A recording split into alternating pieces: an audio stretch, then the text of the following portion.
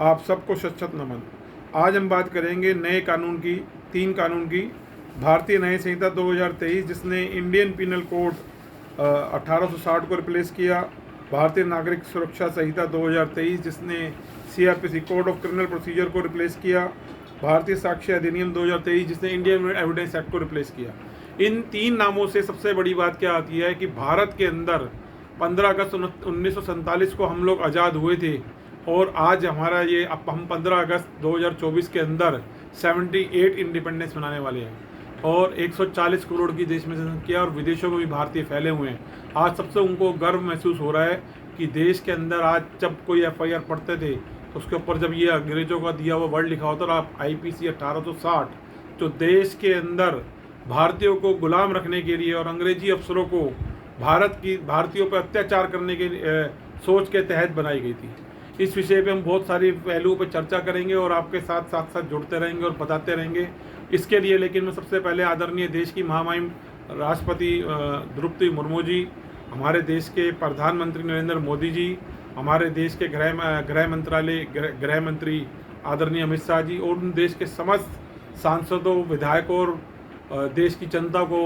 और judicial officers को जो भी इसके साथ जुड़े हुए हैं, उन सबको मैं बधाई देता हूं कि आज सही मायनों में मुझे ये महसूस हो रहा है, गर्व से मैं कह सकता हूं कि 15 अगस्त 1947 को और 26/1/1950 को जो कमी छूटी गई थी, आज वो कहीं ना कहीं सही रूप में 1 जुलाई 2024 को पूरी हुई है। ये कानून लागू करके जब हमें अब कोई FIR, कोई जुडिशियल कागज़, सरकारी कागज़ पढ़ते हुए मेरे को बड़ा अभिमान महसूस होगा, गर्व महसूस होगा। खास तौर से 15 अगस्त 1947 को हम कुछ FIR, कुछ खास विषय पढ़ेंगे तो ये एक बहुत गर्व की बात है सभी भारतीयों के लिए। इसके लिए मैं इन सभी लोगों को बहुत बहुत धन्यवाद देता हूँ और साथियों बताना चाहता हूँ कि इस केस जो ये नाम बदले हैं कुछ धाराओं के, इसमें कितना बाउंड किया है भारत की जनता को, पुलिस अधिकारियों को, जुडिशियल ऑफिसर्स को, और क्या क्या चीज़ें इसके अंदर सख्त करी गई हैं सरल भाषा में, हिंदी में एक आम आदमी जिसको समझ पाएगा, रेडी वाला, पटरी वाला,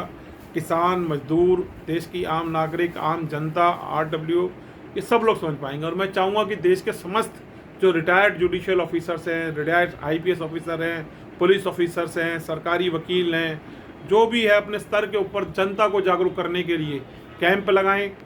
आम तरीके से सोशल मीडिया के माध्यम से लोगों को ज़्यादा से ज़्यादा इस कानून के बारे में जागृत करें। लेकिन जानकारी पूरी तरीके से प्रयास ये होना चाहिए कि साक्ष्य के साथ सही सही होनी चाहिए ताकि आदमी जागरूक होकर इस कानून का वो फ़ायदा उठा सके और राष्ट्र हित के अंदर जो सपना आदरणीय बाबा साहब अम्बेडकर साहब ने देखा था और जो ये सपना अब जो इस संविधान की किताब के अंदर लिखे हुए पन्ने हैं, वो ऐसा नहीं होना चाहिए कि जैसे अभी हमारे यहाँ लोकसभा के अंदर हुआ, जो हमारे एक केंद्रीय मंत्री भाजपा के अनुराग जी ने राहुल गांधी भी टिप्पणी करा कि आप ये संविधान की किताब तो मोटी करके दिखाते हो लेकिन इस संविधान के पन्ने बताने में वो असमर्थ रहे। तो ऐसा ना हो कि खाली ये कानून भी एक नाम बन के लोगों की दिशा में रह जाए, लोग इसके बारे में जाने पढ़ें ताकि पता चले कि कितने लाखों हजारों लोगों ने लंबे समय संघर्ष करके ये गुलामों का जो अंग्रेजों का जो एक IPC 1860 था उसको रिप्लेस करके भारत का न्याय व्यवस्था लागू करी गई है। तो ये चीज़ लोगों को समझ में आनी चाहिए कि कितना बड़ा ये काम इस मोदी जी के और भारतीय जनता पार्टी के नेतृत्व में ये काम हुआ है देश की जनता के हित के लिए। ये चीज़ लोगों को समझानी होगी, समझनी होगी। इसके लिए मैं सभी लोगों से अपील करता हूँ कि अपने अपने स्तर पर पुनः सभी जुडिशियल ऑफिसर, सरकारी वकील, पुलिस के अफसर, कांस्टेबल से लेके IPS अफसर जो भी हैं, सब लोगों को प्रयास करना चाहिए आम जनता तक, जितने RW हैं, NGO, इन सबसे मेरी और अगर किसी को मदद चाहिए तो हमारे साथ कम से कम 100-150 वकील और पुलिस अधिकारी जुड़े हुए हैं रिटायर्ड हमारी संस्थाओं के साथ, हमारे साथ उनकी मदद ली जा सकती है। 7 दिन का नोटिस देके आप हमसे फ्री ऑफ कॉस्ट अधिवक्ता और रिटायर्ड पुलिस अधिकारियों से ये मदद ले सकते हैं, हम आपको प्रोवाइड कराएंगे। ज़्यादा से ज़्यादा प्रयास करेंगे कि आम जनता के बीच में ये कानून जाए और लोग इसको सुने और समझें। इसी के साथ जय हिंद, जय भारत, जस्टिस क्रांति जिंदाबाद।